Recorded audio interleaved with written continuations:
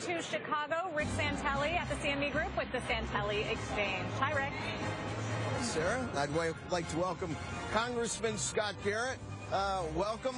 It's been an exciting time to be in the House of Representatives. Huh, Congressman? It's always an exciting time to be in the House of Representatives. So, yeah, and after the election this week, let's try to get to all the stories of the day, but I'd like to start out with one that seems to be pretty close to your heart and a Wall Street Journal story as well. Fraudulent government accounting, I'd like to put it on the screen. CBO notes that under fair value accounting, the 4 student loan programs would likely cost $88 billion, and the official $63 billion windfall expected from the FHA single-family mortgage guarantee program is in reality a $30 billion taxpayer fleecing. Many believe that you look at the CBO and you're going to get the exact skinny, whether it's the Obamacare or some of these programs. Right. When was this change from fair value accounting, in the 90s? Yeah, I guess something like that. So the CBO, yeah, right. So the CBO does it, as you and I might say, the right way to include the fair value accounting. OMB, the administration, angle on it is not, and that's why we're trying to compel them to do what we believe is the right analysis on these things. I got you. Now, when I look at these student loan programs and I look at the FHA, what I see are government gets involved in the finance aspects. Do you see that as a good thing or not a good thing? Well, no. I mean, at that level, no. I would simply say it's not good at all when the government gets involved with finance, providing for credit availability and the like. You know, when the government ever gets involved in anything, they imply to the American public that there's something like a free lunch out there. And, of course, we know in life there is no such thing as a free lunch. Ultimately, the taxpayer is put on the hook. You mentioned FHA.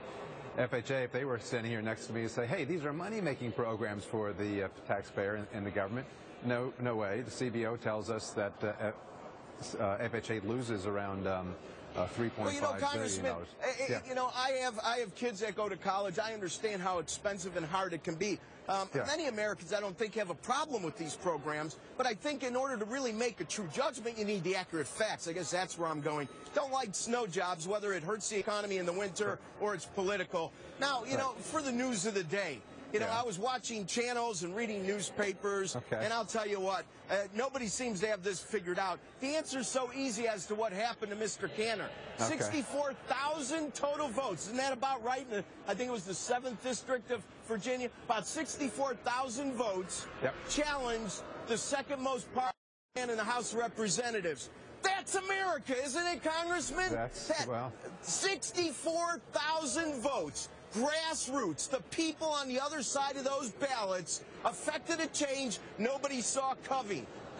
The mouse that roared, David Goliath. Isn't that about as true American grassroots anxiety, we're done with you, as you can get? Yeah, well, that goes to show you the old adage, elections have consequences. This one certainly had consequences as repercussions as we're living through it this week. And yes, the American people have spoken. Also tells you that don't rely on your polling, any politician that's out there, because I think... You know what, and it's funny you should bring that up, Congressman, because I think that's a good one. Now, granted, maybe the polling dollars were mostly spent by Mr. Canner's group, and it wasn't on a national scale as scrutinized as many elections will be. But I guess in the end, the one thing I haven't heard from any politicians is how the long-term conventional wisdoms can be so thrown out the window. Any group of voters with an anxiety that follow their constitutional provisions and go to the polls and do everything they're required to do can make a huge difference, can't they? It can make a huge difference, and I think this also shows that it can make a huge difference even if money is not involved. I forget what the numbers were, 5 million to 200,000 or something like that. You're going to break Harry Reid's heart, aren't you? Harry Reid, of course, looks at the difference between how money is garnered from unions versus how it's garnered from businesses, especially after Citizens United. And under his diagram, it's the more money always wins. Not necessarily true, is it? Well, they always say that all you need to do to solve any problem in America is to throw more money at it, whether it's one of these housing programs or educational programs that we've been talking about before. The other side of the aisle administration says just throw more money at the problem and you'll solve it. This election shows, unfortunately for some, that just throwing more money at the election didn't solve this problem. Well, Congressman, thank you.